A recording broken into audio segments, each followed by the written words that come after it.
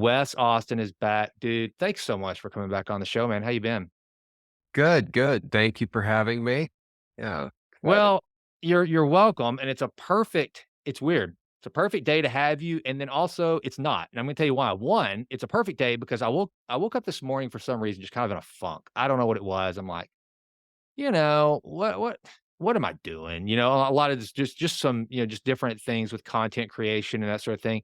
And then I knew I had my buddy Wes Austin coming on, the funniest lawyer with the whitest teeth in all of America was coming on my show. So I thought, well, that's gonna make me feel better. And then I'm also kind of like, so it's weird because you do so much political satire and you nail it. And here we are. And I want to talk about funny stuff because you're a comedian and I think there is always room for humor. But man, here we're in one of the most tragic times of our lives with what's happening in the Middle East. So with that warm, fuzzy setup, man, what have you been up to? You know, okay, funny you said that because all week, I was trying to come up with a couple of stories for what's happening in Israel with the Hamas attacks and put in some kind of joke at the end.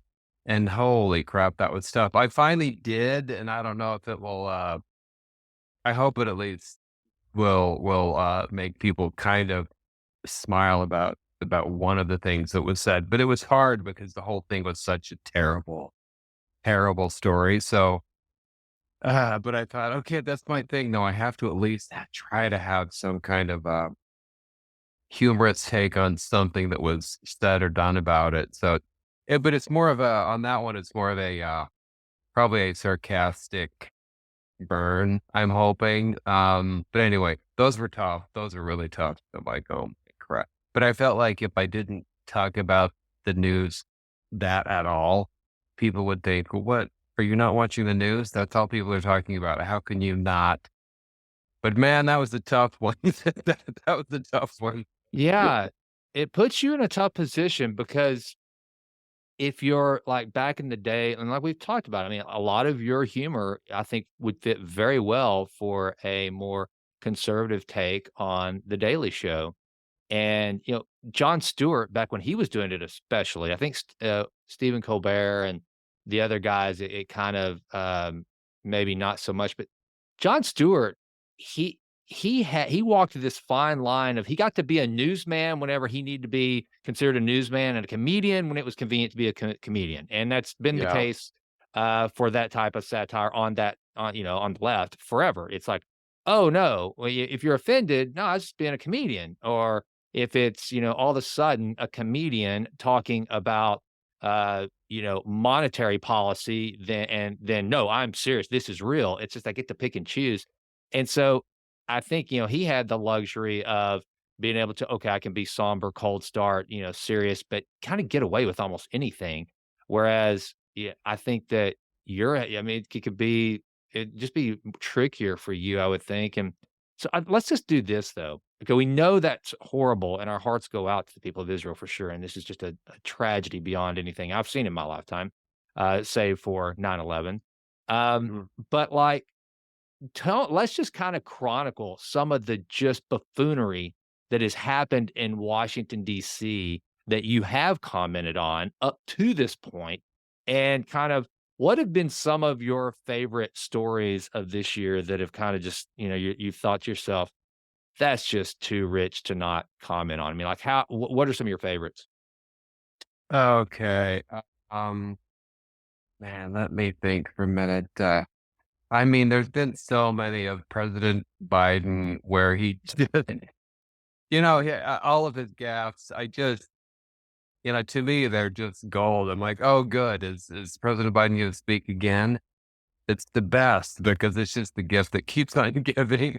You know what? It really is. So, I've kind of gotten to where I look forward. Like I can't listen to Karine Jean Pierre speak. When I'm listening to news commentary or something, and she comes on, I fast forward. I just don't want to listen to it because I mean, frankly, like every other spinster, it's just going to be spin, and so that you're not going to take anything away from it. You know what's going to be said. You know what the note cards read, and so why watch? But Biden just like it's almost like one of those things. Like it's so obnoxious, almost like the whisper. whenever he gets into the whisper, and he keeps doing it. It's like there's no one. Yeah. I think the same thing with Trump. I don't think that there are people close to the president that go, "Hey, Mr. P, the whole shouting and then going into the creepy whisper, kind of off-putting. You may wanna, just shelve that for a while." You know? Yeah. Well, I think it's hilarious too when once he gets on stage, just that he all of a sudden doesn't know where he is, and it's like I made a joke on one of my videos just about how it seems like he's trying to shake the hand of a ghost every time he's trying to leave because he turns and starts trying to there's no one standing there, but he still puts his hand out and just like, Yeah. "This is incredible. This is some good stuff."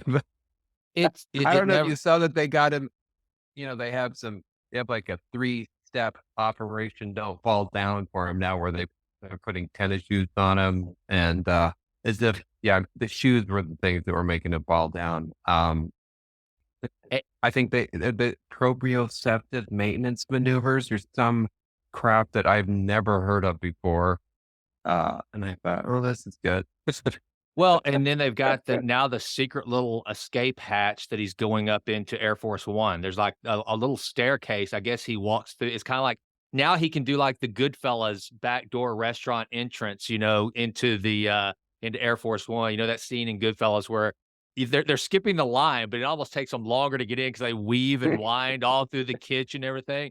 And I guess that's what it's like whenever Biden crawls up on Air Force One, it's like, "Oh, hey," and he's like, talking to the baggage handlers, making his way up into where he's supposed to be. It's just, I don't know. He's setting a lot of precedents as president.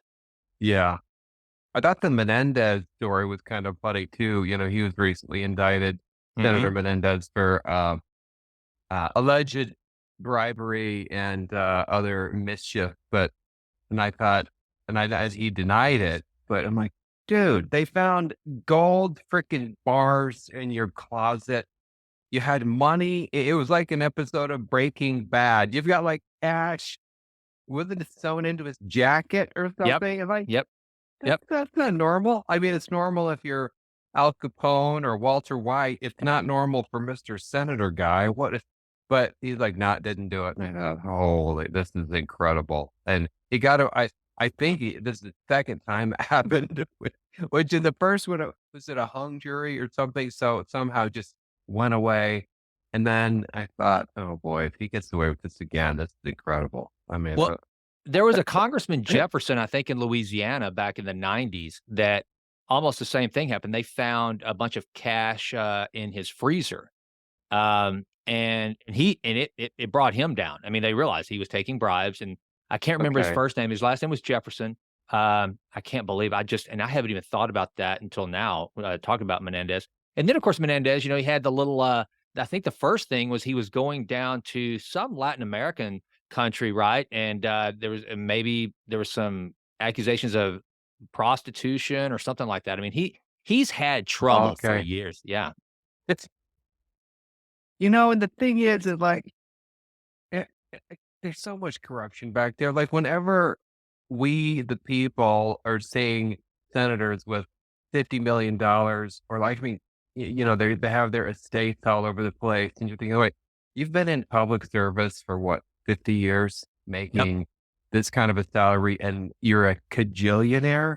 Yeah. Like, both sides of the political spectrum, we're all just, come on. Nobody believes for a second that you're not corrupt. But man, it's crazy that they just keep getting away with it and they're just super rich and, like, you know, telling everybody to be you need to be green, clean, stop all your stuff as they get on their jet off Mhm. somewhere. Like, that's it. Crazy. I can't. Well, and it's happening on the buffoonery and the clown show is happening on both sides. I mean, this whole deal with Lauren Bobart, I think I'm pronouncing her last name right, in, Colorado, making out with the dude in the movie theater and Oh, vaping, and it's like, what the hell, man? I think yeah, that's yeah. the thing. There used to be a time whenever there was just a certain dignity, for I mean, look, ultimately, they're human beings that we're electing to public office. but still, it's almost like, okay, whatever the best version of me is, that's what I'm gonna put forward. Now, it's just kind of all bets are off, and the sad part about it is, man, for me, I think it's almost like just this, reflection of the complete downward spiral of civilization. They're ju the standards are just so freaking low for human behavior these days that and I think it's just reflective. And I think that, I can't remember who said it once, but politicians and the things that they go after, they're not where the disease begins. They are just reflective of the disease. It's society. It's us out here, the people. And that's what I think a lot of people lose sight of is we're out here, we're kind of allowing this mess to bubble up to Washington, but they're just kind of like the symptom of a greater disease. They are not the actual disease. And I think that's what's really scary to me when I see just so many, I'm not all of them for sure. There's some good, men and women of high integrity on both sides of the aisle that represent us well, but then there's just a whole lot of them that we see that, is nuts, and I wanna get your take on this whole, uh, Kevin McCarthy ousting and what's going on in the House. What do you think about all that? Oh, man. That was pretty wild to me because it took 'em, I think it took him 15 rounds to elect a speaker, Yeah. McCarthy as Speaker of the House in January. So when I saw them oust him and boot him out, I'm like, okay, what's the alternative? Are you going to be able to pick someone again? Because the last time was not, no picnic. So I don't know who you're going to get because you barely got him last time.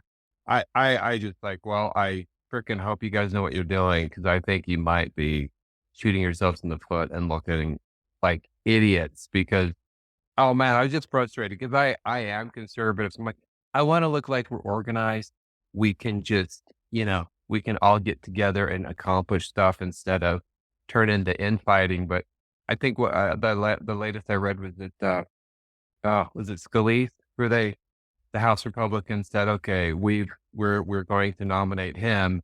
But then I've seen a bunch of Republicans say, like, "I'm not gonna vote for him on the floor." Like, okay, well, Yeah. Well, fiddle. I don't know. I just thought I really I don't know a ton about Matt Gaetz and and why he did what he did. I guess time will tell. If we get a new speaker and it's great and we get a lot done, okay. But if it goes horribly wrong and then we lose the house altogether. It's like, okay, then it was super bad. That was a terrible move. yeah. So, I don't uh, think there's many people that are saying. I mean, there are some, but I don't think there's many that are saying, "Well done, Matt. You did it." I mean, it's like it's one of those like so if taking down the Speaker of the House, which I know it's weird. Have you ever I don't know if it's different out in Utah. I can tell you here in Texas, we've had those battles. The House Speaker in the state of Texas, it's it's been a big, big, big takedown fight many times. That's not unusual. But it's always on the conservative side. I can't think of a time whenever I've ever seen Democrats try to remove a fellow Democrat from the speaker's office. And certainly I couldn't imagine it happening in DC. And that's one of the things I think the Republicans are struggling with right now is that they, the Democrats are always going to be in lockstep. They have mhm. they all have their little fiefdoms, but at the end of the day, it's kind of like, okay, we disagree on a whole host of issues in our caucus, but the bigger picture is that we all disagree with one another, but we win the big, we just stay together on what plays, we may disagree on which play to run, but we're going to let the House Speaker continue to be the head coach, and we're all going to stay on that team. Whereas the Republicans, it's an individual show, and I heard Ben Shapiro make a great point, I guess it was last week whenever he said that now that the parties really don't matter that much. I mean, you can be an individual player, not dependent on the party. That seemingly that's a great thing because you don't have to bow to the party bosses. I like that idea.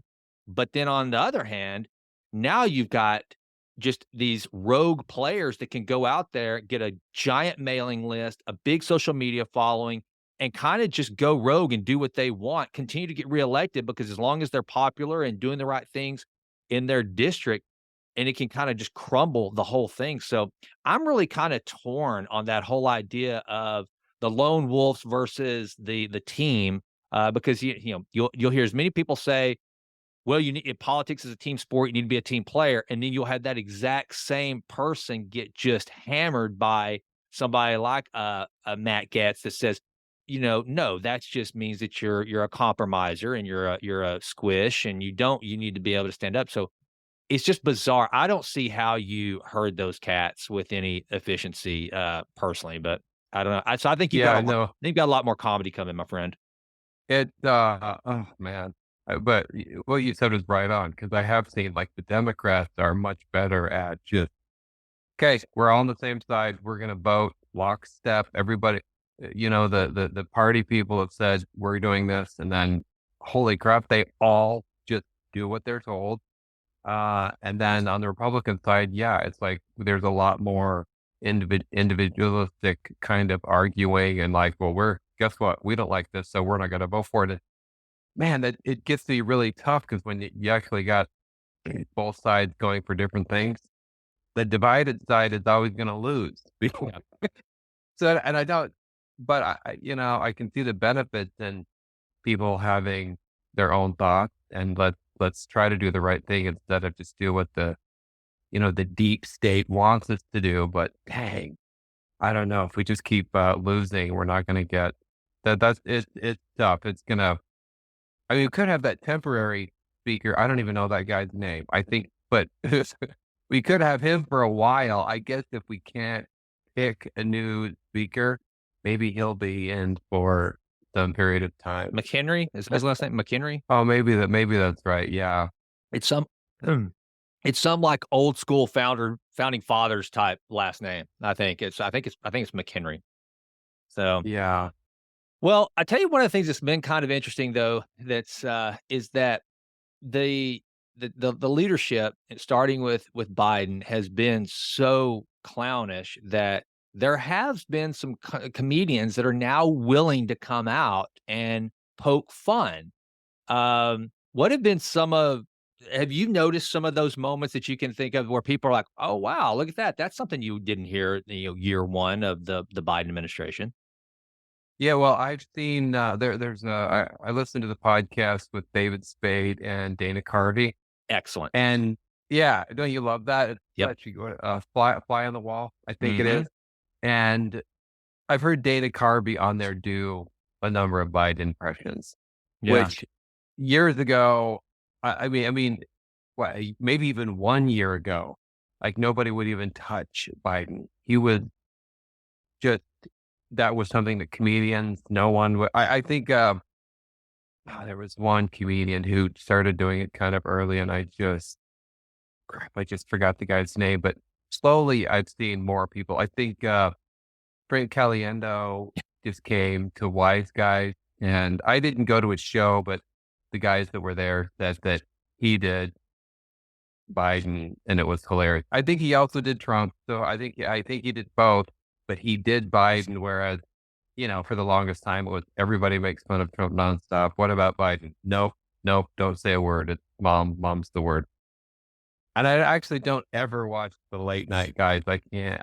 Oh, They're just I can't even stomach it just because they're so like, okay, is this your monologue where it's 12 minutes of you making fun of Republicans? Great. Let's do this again tomorrow night. Okay, good. Yeah, I'll be here because yeah, so I can't really watch the late night guys anymore.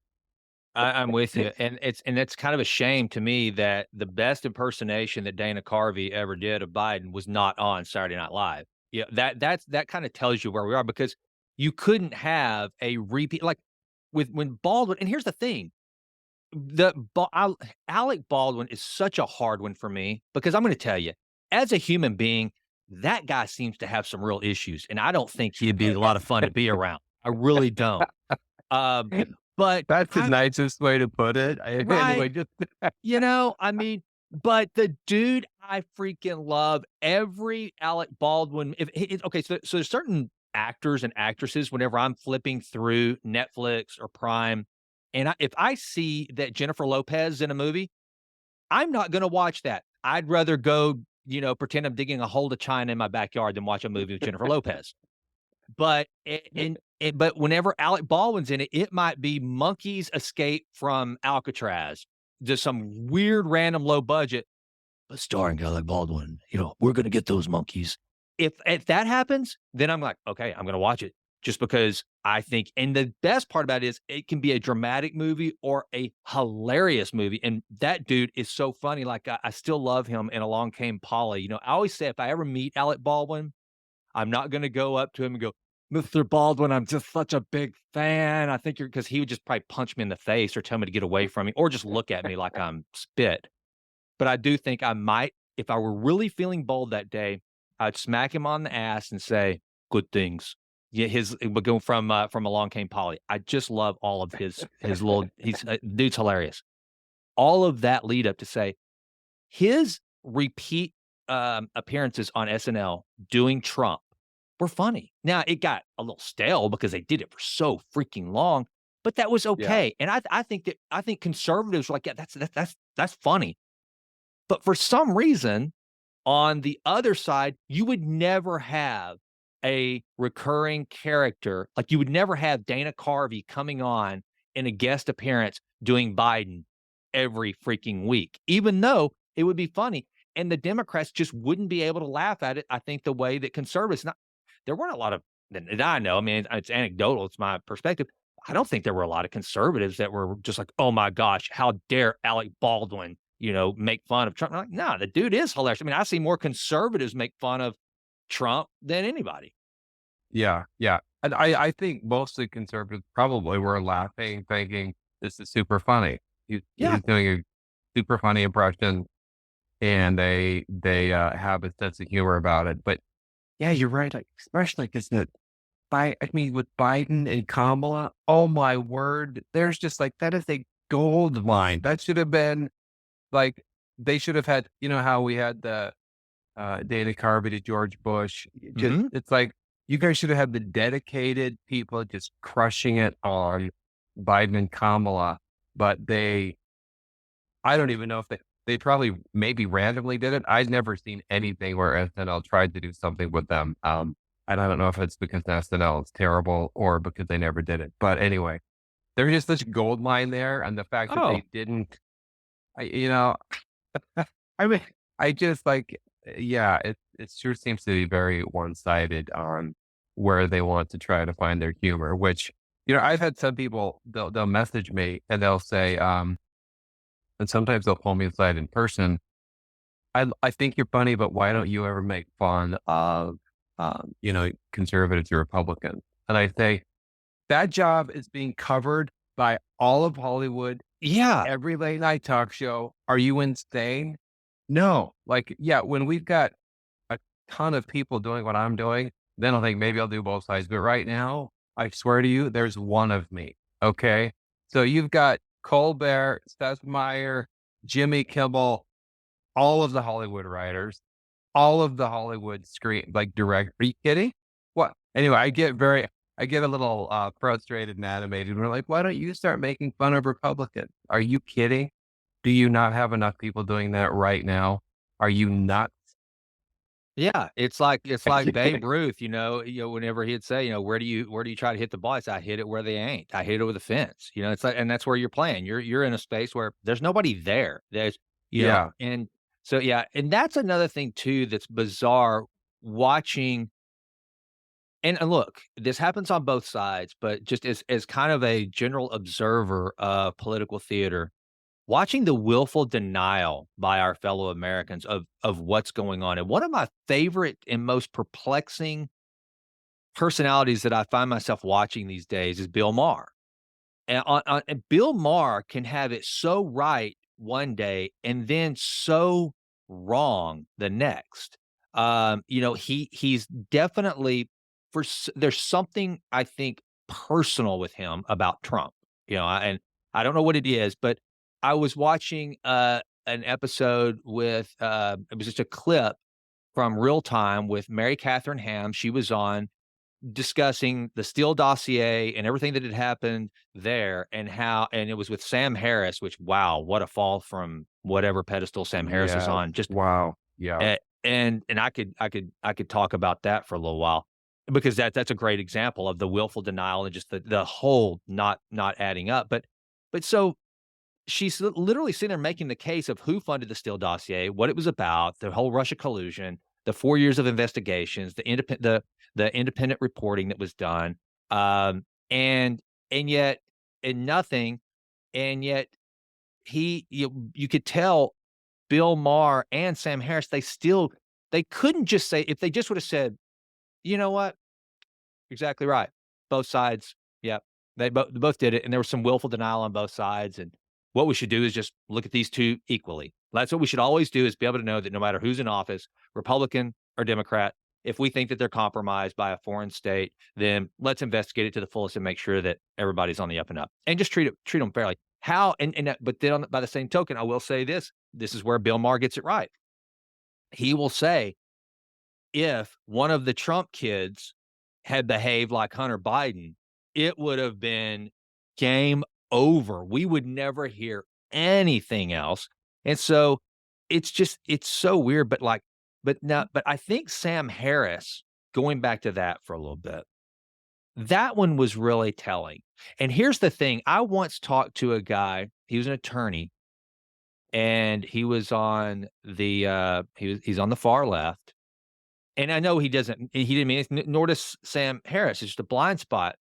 He was telling me that, we should have a single payer system, and I don't go into political arguments anymore. I don't do that. I just ask questions and try to understand everybody's point of view as best I can. Unless it's a fellow conservative and we're by ourselves and we're truly trying to get to a solution, we might, kind of hash things out. But in an instance like this, I'm not gonna sit here and, dispute the downside of a single payer system versus what we have versus a market system or anything like that. But essentially what he said, I said, "Well, how do you pay for it? How do we get there?" He said, you tax." And I said, "Well, so," and I said, "Well, what if there's no money left?" He said, "It doesn't matter. There will be enough money." And he said, you get it." And essentially what he was saying, he was taking a tyrannical approach, but he didn't know that. He wasn't thinking that.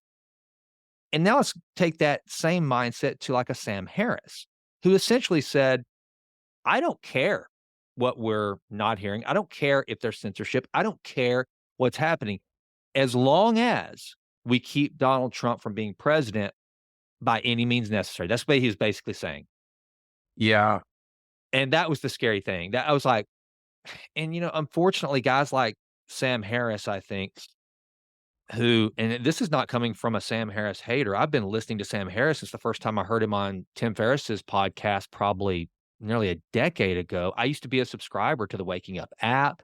I do think Sam is a very brilliant guy, but I think Sam's that individual that he's almost so smart that he doesn't realize he can be really dumb in other areas. And this in world diplomacy and in policy, he just showed that he's basically thinking like a tyrant. That's what they think, by any means, whatever it takes to do what I think is right, that's what we should do. Yeah. I actually remember when Sam Harris said that because I had listened to him and thought he was a smart guy. And then when I heard that clip, where he basically said, yeah, yeah, it's okay to, lie, cheat, steal, whatever, as long as it keeps Trump. Is that, I'm not paraphrasing what he said, but basically any means necessary to just make sure Trump doesn't get in the White House. Like, whoa, wow, that's incredible that he admitted he knew what was going on and he didn't care because it was accomplishing keeping Trump out of it. Like, it was so disheartening. Like, so you believe in these principles, except for if you really, really hate someone and then you don't. How are you different than the tyrants who've done that in history to people they didn't like? Yeah, I think it's Joe Rogan who always says that, the solution to bad speech is more speech because you'll get more good speech and it will outweigh the bad. It's not when you start censoring people well, I mean, my word, what happened with the whole, I don't want this to get censored, but the, whole coronavirus and not feeling Mhm, all that stuff where they were, making sure none of all this stuff got out, and then later, it's like, "Oh, actually, that was all true." mhm, I it's just that is just astounding to me that the level of suppression that was accomplished, and then it was all wrong. I mhm. mean, just that's why you should have let it out in the first place, to let the marketplace of ideas sort this stuff out instead of you guys fixing it, and then later, whoops, like, I think they should all be sued by people who have bad things happen, because that's what should happen under the rule of law to make it so that stops happening in the future, but that was astounding to me, the level of well, I think it was that case that's going on right now about the different government agencies that basically violated the First Amendment of Yeah, people. yeah. FBI, CDC, White House, Surgeon General, Department of Homeland Security. Holy crap. It's like almost all of them. I think it was in one of those court cases where the judge had said this would be like the violation of the First Amendment on a scale never seen before in history. Like exactly. Exactly. We should be this should be like earth shattering, and so many people in the media are just not even talking about it. Are you nuts? Uh, Well, anyway, it's very frustrating. that's the thing that frustrates me is that, and by the way, the quickest way for me to end an argument with my wife is to recognize when I've done something wrong and apologize quickly. You just apologize quickly. And Yeah. generally, her take is, which Jim and I, fortunately, we hardly ever argue. We're just blessed that way. But when I do, it's usually me. I may have asked, and she's like, "Well, that's okay." And I probably took it the wrong way, and it just immediately.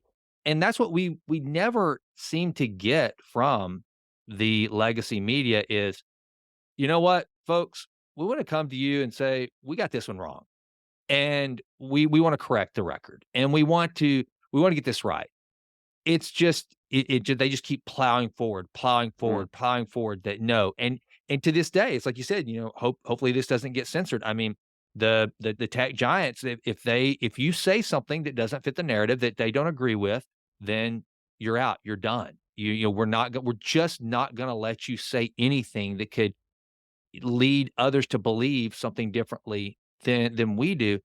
And what's really troubling, Wes, to me is, I mean, I don't think I'm getting so far out on a limb here that it's gonna snap to when I say that most, especially young people, they don't know world history. They do not understand what these little subtle acts of censorship, manipulation of narrative, manipulation of communication, what can be funny, what can't be funny, words you cannot say, words words well, words some people can say and others can't say, and it's purely subjective from one day to the next. They don't understand what that leads to. And if you point it out, like if you're Jordan Peterson or somebody like that can just kinda like literally connect the dots in a very basic and elementary way of, okay, here's what that sort of propaganda and censorship and political correctness leads to, and here's what it looked like as it went to other forms of governments in the past, they'll be like, "No, you're nuts, you're crazy," because they live in America, where, where our problems just aren't the same as,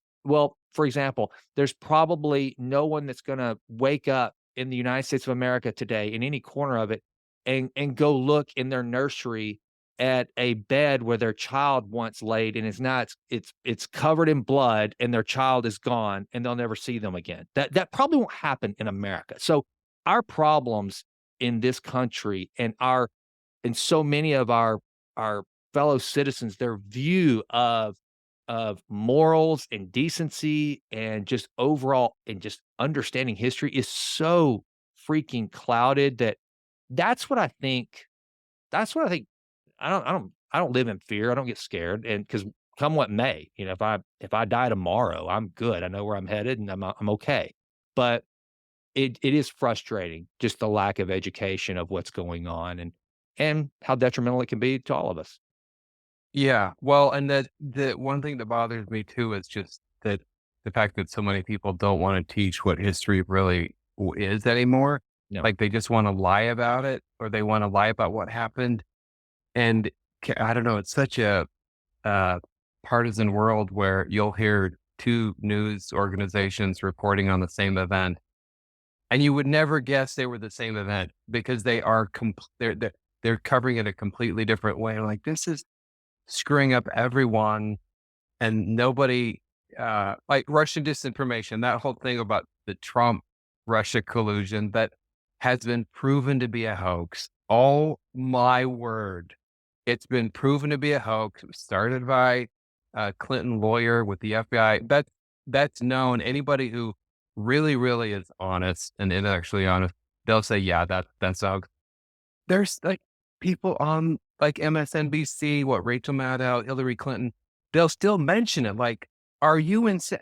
Stop it." Like, you can't and they're like, we have people who just won't ever recognize what is truth and what is history, so I'm like, "Oh, this is" we didn't have great founding fathers of the country. They were actually a bunch of terrible, racist, terrible people that we should tear like, oh, Yeah. they're, like, trying to rewrite history, which is oh, man, I really don't like that because then the younger people will not know what true history really was, and they're gonna have to learn it the hard way over again, which, okay, I guess if that's what it'd be much easier to learn from history, Yeah. which, you can read about it, but, some of the reinterpretations of what's happened, it's just, oh, God, Well, and so that's the thing that's frustrating. funny. It's like, so one of the things I often, ask people, right now, I think that most everyone would agree we're going through a really bizarre time, and whether it changes course or not, I don't know. There's nothing new under the sun. There have been times like this before, not in America necessarily to this. I don't think to this degree. I mean, I don't know. It's just it's a weird time. Um, but I wanna ask people that are upset and they don't like, inflation, they don't like whatever might be going on in the world and go and and and ask them, "Well, do you think it's because it's become more conservative?" I mean, can you really say America has become more conservative and that's the problem? I mean, to me, it has become on both sides, uh, the country has moved, and that's what blows my mind whenever I hear people say that the Republican Party has moved so hard right. And by the same token, we elected the most non-Republican president in Donald Trump ever.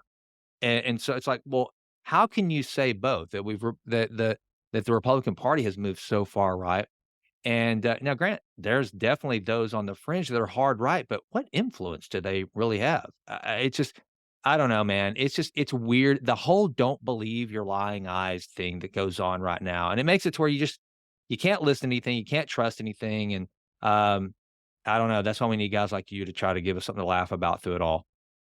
Yeah, yeah. It's hard, but some of the hardest times trying to come up with a joke is when I'll read a story that happened, and then I'm just so ticked off that I can't see straight.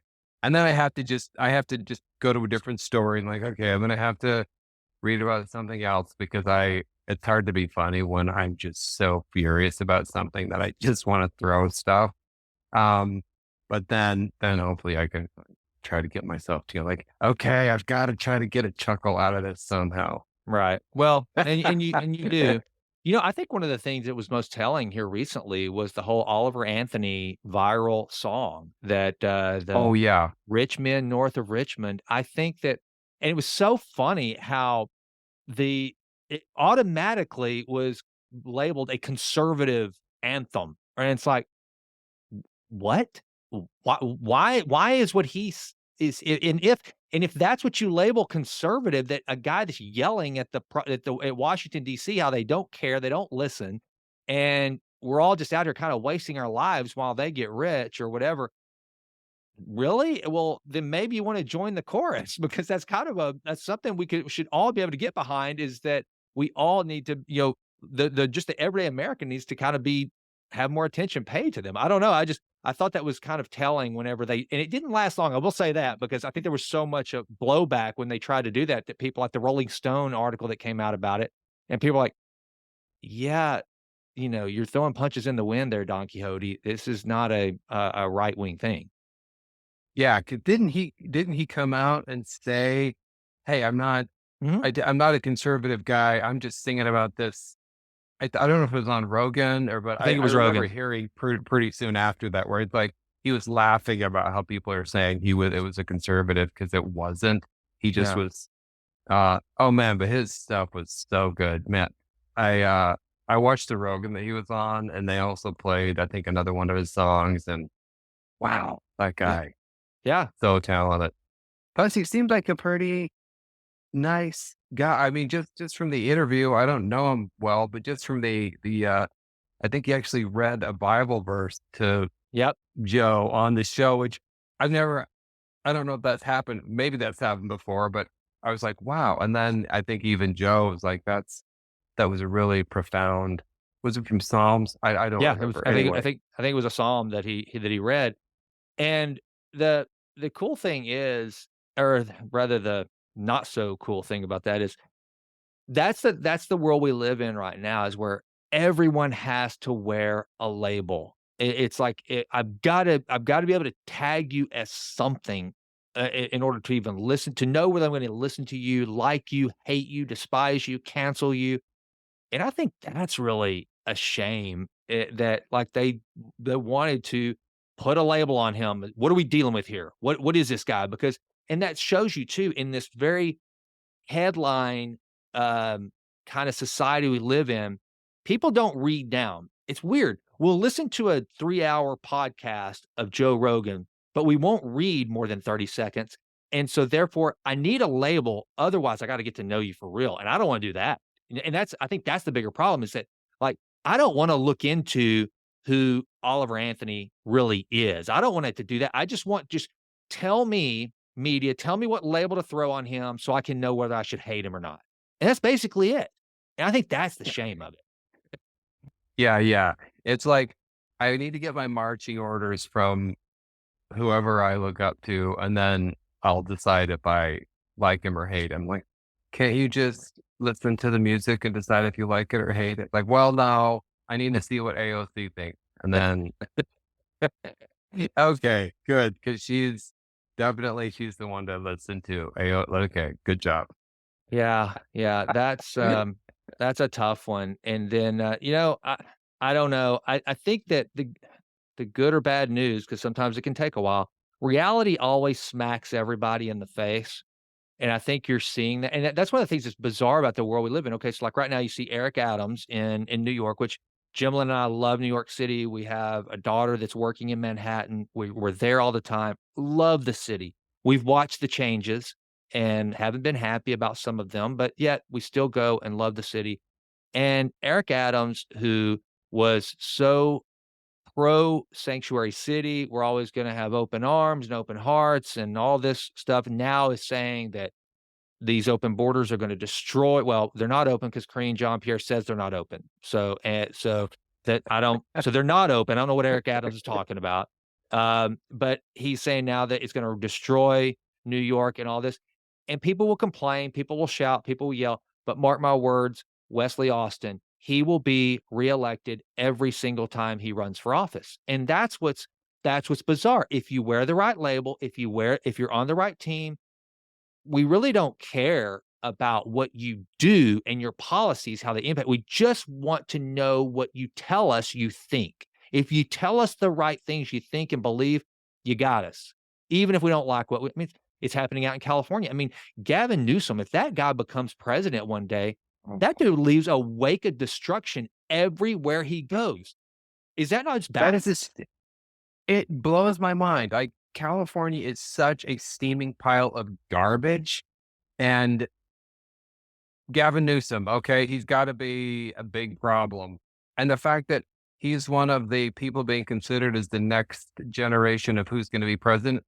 Are you kidding me? I mean, we're going to have what homeless encampments all across the country and the insanity going on with what teachers can do, what students and their parents can know.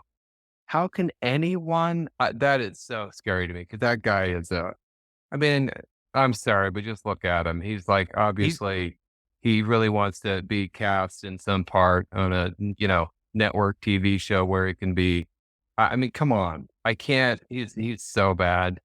And the fact he's that our the Justin Trudeau. He is our Justin Trudeau in the making. Now I will say this, he has a lot more of a record leading up to the White House if he were to ever be president. He's got a lot more of a record to look at all the way from mayor of San Francisco, lieutenant governor of California.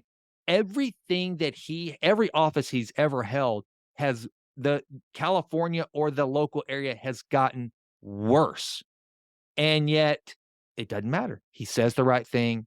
He's got that big, big smile, that Gordon Gekko slick back hair, kind of yeah. Patrick Bateman thing going on, and that's enough. That's all we need is, like, you say the right things, and, I just that's what baffles me because I know there are smart, good-hearted, decent, people on the other side of the aisle that I know and I love and I'm friends with, and I never ask them because I just don't wanna have those conversations anymore because I don't wanna lose the friendship, not that I would, but, I'm just and maybe I'm being I don't know, maybe I'm being narrow-minded, but it just seems like there's a lot more sensitivity on the other side. I'm happy to say, "Oh, yeah, you don't like what I believe in, you don't like smaller government and whatever, I get it, that's fine, but we can still be friends." A lot of the folks on the other side of the aisle that you say things to, well, it doesn't seem to be reciprocated, or you get met with just sarcasm or, belittling or whatever. And, but I would just like to ask, is that really who you want to be president and why? What can you point Yeah. to? That's I don't know, man. Yeah, it's like, can we just let's go around California a little bit. Let's look at what's going on in Los Angeles. Can we just how about the massive, little robberies that take place and it's like a planned thing and they just go in, take it all, go out. You've got, like my friend, I think he was it Oakland or he was somewhere in California where his car was broken into while one of his family members was sitting in the car and they tried to call the police and they weren't answering. And there happened to be, I think, a policeman there who was like having something to eat. And he just said, yeah, this is happening too much. So they don't respond to this anymore. You guys, like, what part of that was great? What part of that, man, it's, yeah, if he, Well, and just, oh, yeah. And the thing is that there are leaders that are taken seriously that allow this stuff, that say this stuff, that pass this stuff off as social justice or like there's a justification. It's kind of like what we're seeing in the Middle East right now. You have groups of people in America that are saying that the raping of women and the beheading of babies is justified for the occupation, as they call it, of Gaza, Yeah. and it's like, well, no, wait a minute. A dispute, argument, debate, diplomacy, okay, I'm with you.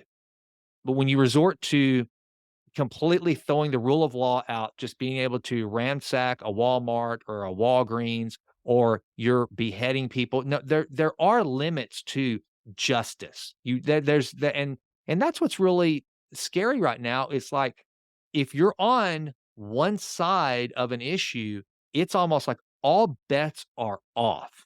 That you and if you're on the other side of the issue, then just to point out the hypocrisy or the difference or just even state your case, then you are immediately shut down, canceled, labeled a bigot, labeled, you don't understand. And it's and I think going back to the whole free speech thing, I think we need to be able to air out all bad ideas so that the good idea will come to the surface as opposed to just this letting ill, horrible, demonic behavior thrive in the name of some, as they see it, justified cause. Man, I think that's just a bad idea.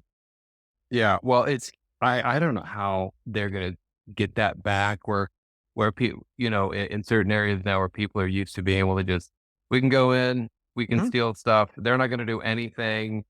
Um, like to get law and order back. Wow. Like I just don't know. Are you gonna have to, is it gonna have to be the wild, wild west and you just say, okay, it's all right for store owners to just have guns and use them on people. And I don't know how they're gonna get law and order back because they've let it go. And I just think they were so naive to think, oh, it's fine. We can let this start to happen. Like, have you not heard the saying, you can't let the camel's nose in the tent? There's a reason why there's that saying. Yep. But then the whole thing is in there and like, how are you going to get him out? You can't. Great. I, you've got what, Walgreens now, or is it Walgreens? I saw one of them in California where basically there's all the shelves are completely locked in these big plastic walls around them with locks. I saw another Yes. one where there was nothing on the shelf. It was just Yes. completely empty. Okay. Well, there you And go. Wesley Austin, I watched a video where a guy walked in with a blowtorch while someone filmed him taking the blowtorch to the locked items, pulling it off, taking the stuff out, throwing it in a bag, walking out the door. And I'm Oh my and word. I haven't seen that. and the whole thing now, and here's another thing, call me cynical, go ahead, paint me cynical Sam. I think if you or I tried to do that, I think we would probably be met with a little more resistance. I'm just gonna say, I don't think we would get away with it. We would absolutely not get away with it. Yeah, no, I totally agree with And you. I don't There's wanna be able to get away with it. I don't want a world in which I can get away with such behavior, but I'm pretty sure, nah, I don't think I don't think yeah, we would be getting we away with that. we would be on the news, we would lose our jobs, we'd lose all sorts of things, and then would be in jail. Like, it would Yeah. justice would find us very quickly. Yeah. Yeah, and I that's the shame of it. What I see happening right now, there's an old saying, "The good kid always gets punished." And if you look at those who really, whatever the case may be, it's usually the rule followers that are gonna take it the hardest because that's who people are gonna come after because it's easier. It's just they follow the rules. They won't put up a resistance. There's no, we won't get labeled anything for going after these people. And the good kid is gonna get punished. And that's what seems to be happening in a lot of society today, in particular in America. I mean, I was in Europe, right after you guys were, and one of the things that was funny was watching, talking to people over in Paris and Italy and stuff, and just ask them, "So, what do you guys think of what's going on in America right now?" And they're like, "Yeah, what is going on in America? It just seems like an absolute mess." I mean, did you feel that way when you guys were in Europe? That I mean, even with all their problems, for crying out loud, and I don't want us to become more like Europe, but at least just being around there, it wasn't every issue of the day, every grandstand identity, whatever, thrown at you. It's just like people just kinda living their lives. yeah. Yeah, yeah. I mean, we honestly, when we were in Italy, we were just enjoying the different cathedrals and all the old, ruins and the different small cities they have. I don't know that I ever it was fun to just not worry about any of the and I was trying to not worry about my, doing the video, so I was not looking at the news. Man, it was a very, very nice couple of weeks to just not worry about any of the insanity, and I didn't bring it up. I actually never talked to anyone there about anything going on here, but that's a really fascinating well, when I do hear people from outside of the United States, they they have a similar take on like what you heard, which was, yeah, what the crap is going on over there? Like you guys were the sane ones who believed in this kind of stuff, and it seems like you've completely lost it. Yeah. Like, Yeah. yeah, Yeah. I mean, that's the thing that got me is like, you know what it felt like? It felt kinda like, America in the late '90s where you knew that people were gay, straight, whatever, didn't and everybody's like, "Yeah, okay, cool, whatever." It was just part of 'cause in the fabric of life instead of this like, "Rah, no, this," it's like in yeah, America, it's yeah, like, whatever I have going back, whatever this identity I've assumed as conservative, Democrat, gay, straight, transgender, it is the single most important thing in the world, and you need to acknowledge it right now, and it's like, and Yeah. that just doesn't happen over there. It's like every single thing we have in America has existed over there for God knows how long. And it's just like, yeah, okay.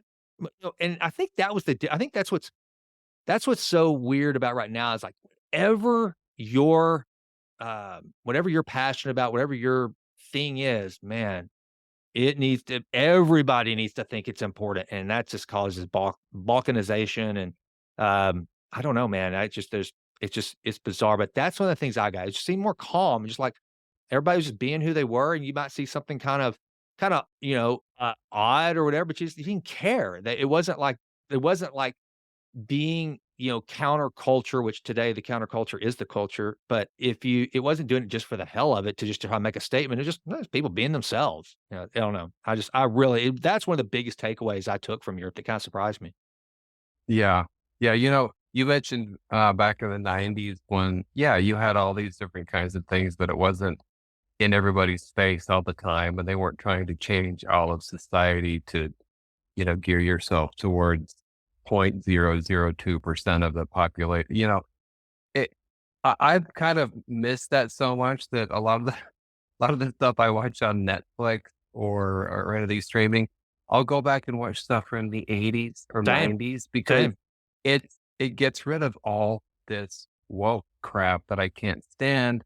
Like, "Oh, great, I'm watching this is beautiful."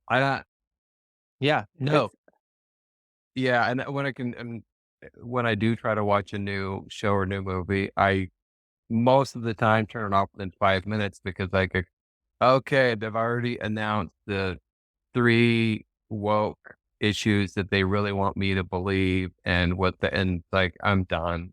Just Yeah, off. I'm yeah. sick of it. I'm not gonna."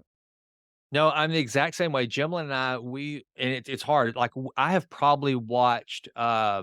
There's one movie in particular. It's complicated. Going back to Alec Baldwin, my Alec Baldwin man crush. Okay. Um, I've probably any Nancy Myers movie, dude. I love Father the Bride Two.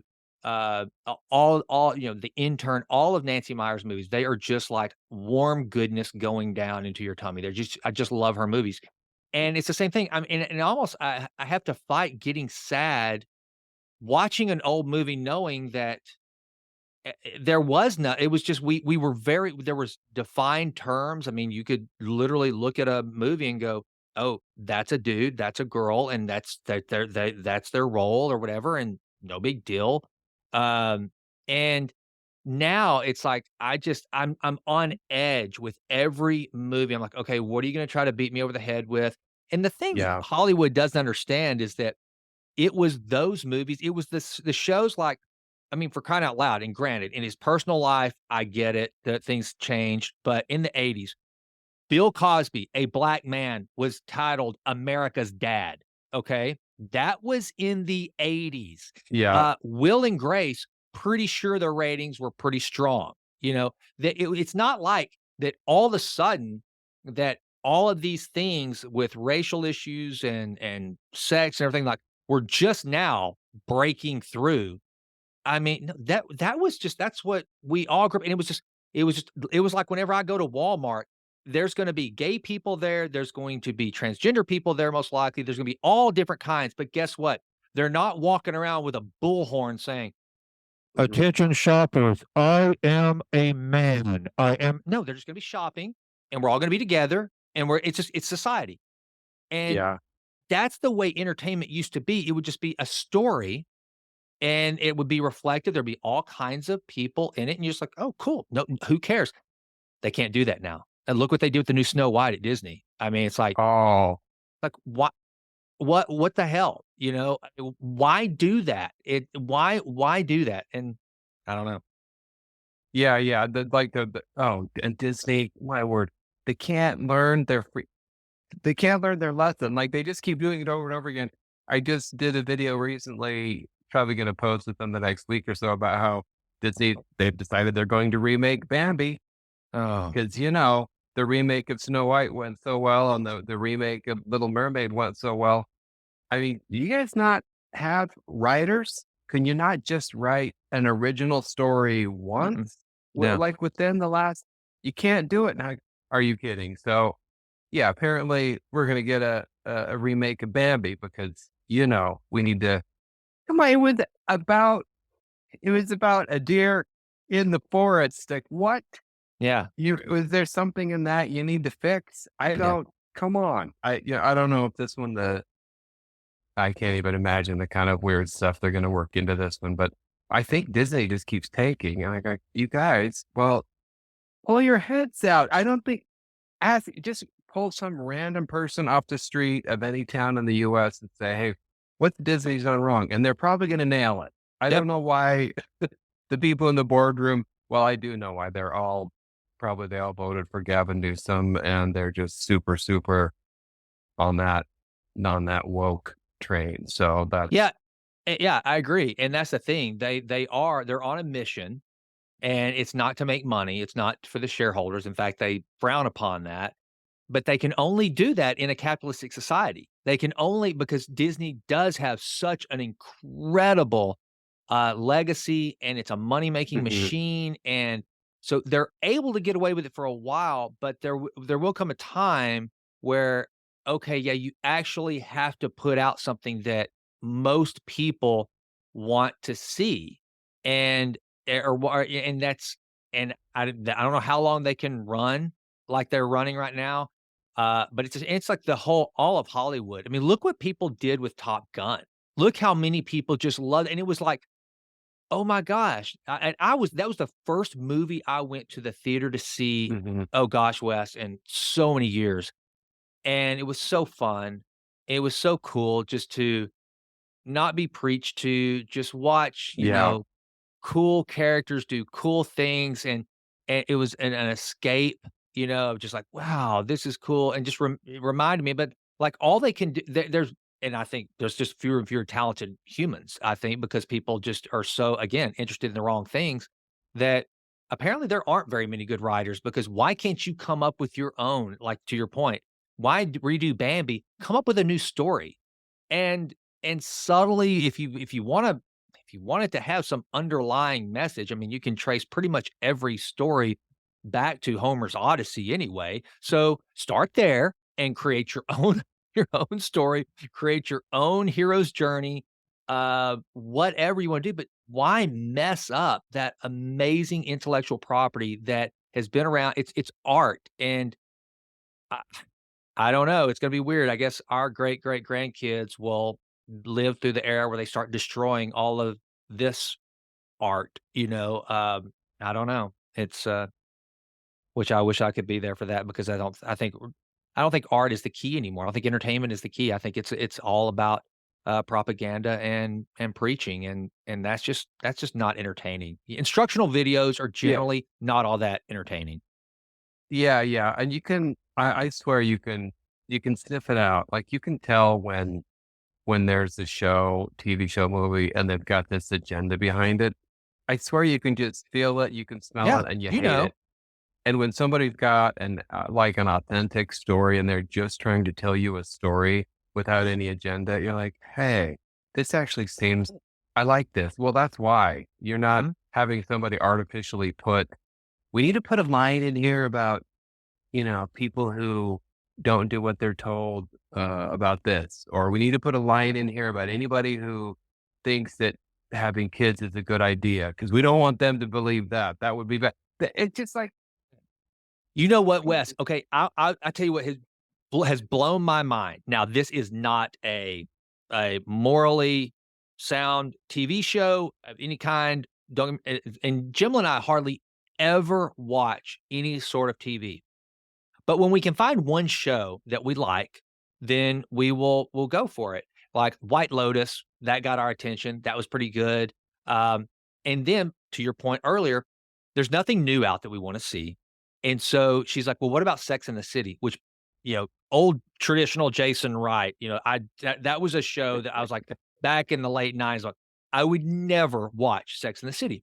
And Jimlin too, as traditional as she can be, it's kinda cute, maybe we'll just try to watch that. So, we've watched some starting with the very beginning of Sex in the City, Wes, that show could not be made. That show makes these women, they speak of potentially having children and just going, they kind of poke fun at the one that does stop the New York party life, moves out to Connecticut and has a baby shower, and then they start, I guess it's Miranda and Carrie, the characters, they start talking about like aspirations of one day having a family and how many kids they want to have. And it's like, holy crap, the Sex and the City girls, they seem uber traditional back then compared to That's so today's, you know, modern woman. And it's like, wow, we've come a long way, dude. my word. Okay, I never watched Sex and the City, That but doesn't surprise me. I certainly heard about it. The thing was huge. Everybody was watching it. That it's fascinating that if you go back and watch that, that it actually seems like that's more traditional. That's so Oh, because amazing. well, what made me think about it was because they actually they had a conversation in this episode where they go out to this former party girl. She's fun and live in the city. She had moved out to the suburbs, and they started actually talking about one day wanting to have kids and what. And I was like, oh, never were Sex in the City made today.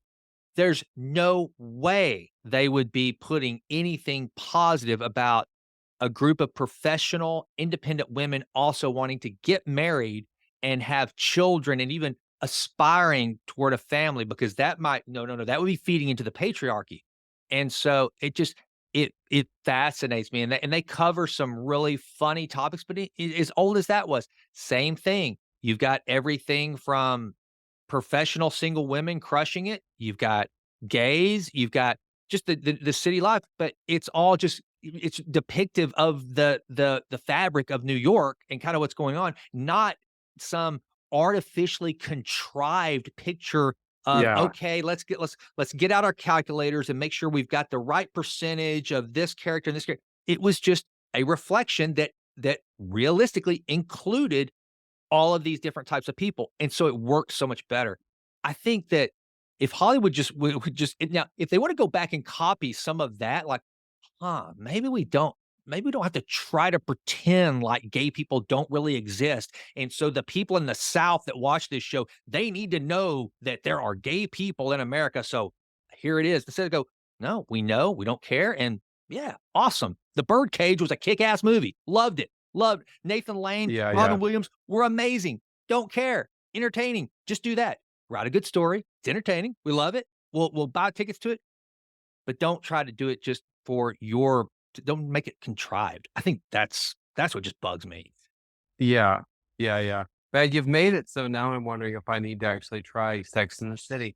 Make it an experiment. I I would love to get your take just to see, holy crap, because who would ever have thought Sex in the City would look kind of traditional by any standards, and Oh, it's I not. know because when it was that just I mean, just the name, I remember the name of it was Absolutely. that sounds so Absolutely. so that's so funny that things have gone so far now that that looks like it's more of a they have some traditional values in there that are coming through, which is amazing.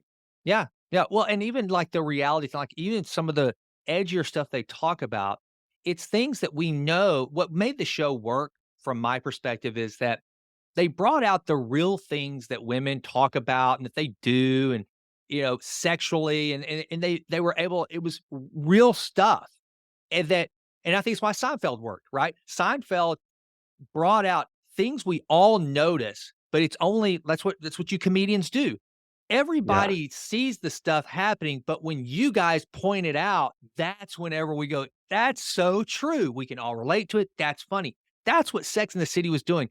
They know that women stay at home alone every once in a while, and they have a fine time with themselves, and they make fun of that, and they talk about they did a whole episode about kinda that thing, and it's funny, instead of like what if it were done today, it would have to be all this shock factor, over the top, graphic, in your face, and it wouldn't be it'd be cheap. All right, folks, forget everything I just said about Sex and the City. The show is absolute garbage. I got a little further into the later episodes. I've got it to season 2, I guess. It is garbage. I have since warned Wes, don't watch the show. It's trash. It's probably a lot of the reason why a lot of women are making some of the poor choices they're making now. So anyway, I just had to insert this disclaimer after actually giving that show a shot and then coming on this episode. And then now, since I've watched a few more, yeah, no, negative Ghost Rider. Stay away from it. It's no good. Okay, no, that's the show. Be kind of like what Jerry Seinfeld said about cussing during stand-up. He's like, I don't have a problem with it. I just don't do it because I think it's lazy. I would rather be able to come up with something that's funny without the cussing. And I think that's what they did with this show. Is like, yes, they did some things, and I guarantee my hardcore Christian friends, they know I'm a believer, they know I love Jesus, and there's like, Jason, we're gonna have to pray for you. You're watching Sex and the City. What is wrong with you? And so I get it, but I'm like, what they were doing, but that's stuff that really happens, and Yeah. they depicted it in a way that it probably does happen. It is conversations that women have, and it was funny, and it was in that, and so I never thought I would say I'm watching Sex and the City, and that and that show, and by the way, to the audience, I am not recommending it. It's not, it's not, I'm not saying to gather the family around, the holiday season and start binge watching Sex and the City. No, not what I'm saying. But from just a sociological kind of, vantage point of how things have changed, it's pretty bizarre, dude. And I'd love to get your take just to see how, you know, it's weird to think that that Carrie on that show would be kind of more like a, not conservative, that's the wrong thing, but just definitely closer to a traditional woman than what you would find probably in New York City in her position today. It's kind of bizarre, man. That's okay. That reminds me of what's happened to Bill Maher, because wasn't Bill Maher, he was around back there during the Sex and the City times, Yeah, right? that was Wasn't he? yeah. Because I remember back when Bill Maher was first, out there, I couldn't stand anything he said. Like, to me, he was so far crazy left. Just could not stand anything he said. He drove me nuts. Now you come to today, and Bill Maher says a lot of things. We're like, no, I actually agree with that one. I Yep. agree with that too. Mhm. I agree with this part too. So it's weird. I don't know if maybe it's like the if you kind of use Sex and the City and Bill Maher as like markers, you can see how far left a lot of the society has gone, that they seem like they're getting a little bit closer to the conservative side of things just because of how far crazy left so many things have gone. Because I'm pretty sure I've heard Bill Maher say he hasn't moved. Yeah. He is Yeah. still the same kind of liberal person that he's always been. It's the fact that we have some people who've just gone so far off the deep end one way that he seems like he's actually shifted. Probably like Sex and the City seems like it's actually shifted, when it's just because we got some completely loony stuff going on that's pulling it so far the other way. Yeah, I think, like, I mean, like, let's face it, Bill Clinton couldn't be elected today. I mean, he'd have to dramatically go left. Barack Obama was definitely much more moderate than the party today. John F. Kennedy can be considered a right Or winger for sure. yeah. It is it's and that goes back to what I was saying earlier about, okay, think about how things were just day to day life going back when Bill Cosby, again, people can poke fun at because of his personal life and blend the two, but I'm just saying the Cosby show, Bill Cosby, before we knew all the bad, we went from an era where Bill Cosby was considered America's dad, a black man. We had we had we were fully aware of RuPaul, then up Sex in the City, how all these things. You didn't have people picketing it. You didn't have people trying to censor it. You didn't have people. You didn't have conservatives saying, "Get that out." No way. There's no way you're gonna say anything like Bill Cosby is America's dad. No, it's still Ward Cleaver, by God. No, you're never gonna. You never Mhm. had that. But now you move up to where we are today. Are things really that much better today than they were then? And, you know, are opportunities greater now than then? Now, maybe. I guess. I don't, I honestly, I don't know. I had a conversation with a buddy of mine that, he's a black guy. He's one of my best friends, and, we were talking about this. He came over for coffee on Saturday, and we were like he goes, "You know, Jason," and he grew up in, Deep East Texas. He said, "I can honestly say I never experienced racism." He said, "I don't." He said, and he said, I don't understand what's happening."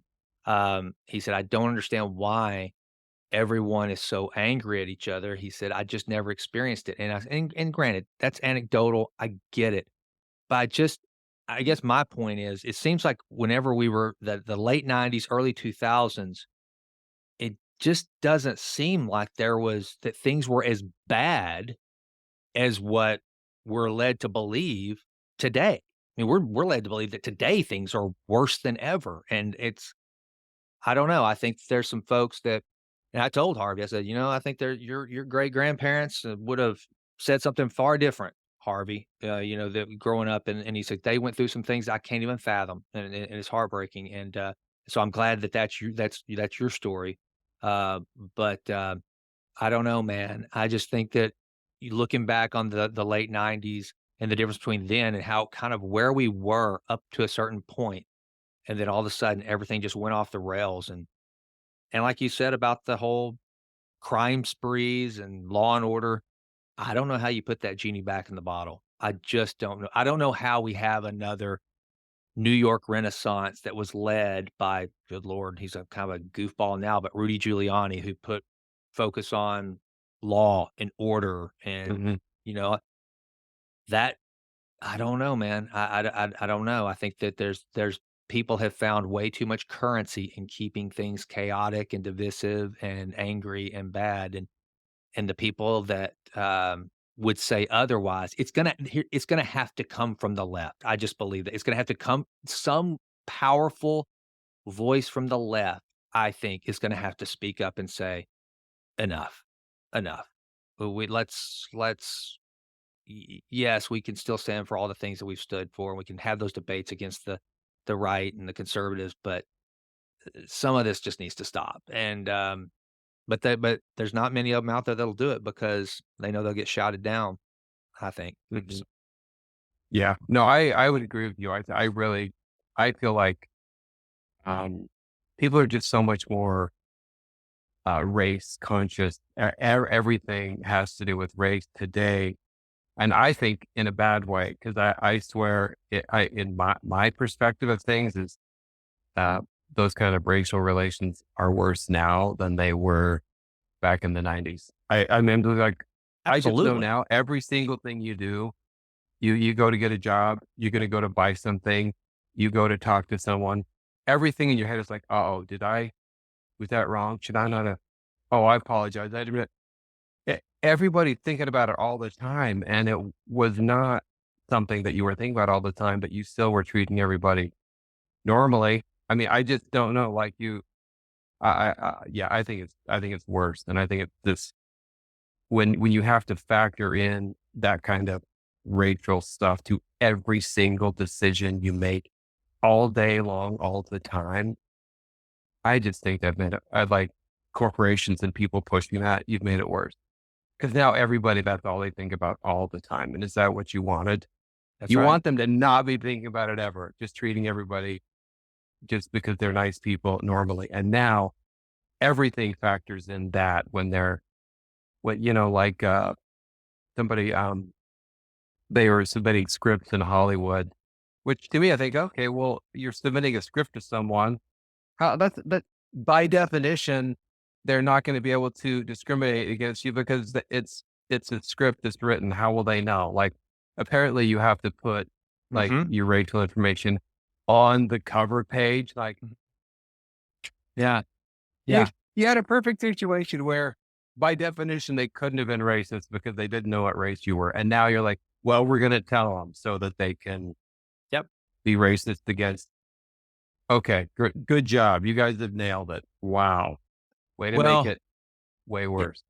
I agree that the 2 wrongs don't make a right, and the thing is, when you decide to do that, when does that end? When do you say, "Okay, we're done. We can go back to meritocracy now. Now we're just only gonna look at who's the best person for the job, who's the best person for the role." Um, we're gonna do that. And when does that day come, and how do you measure that? What does that look like?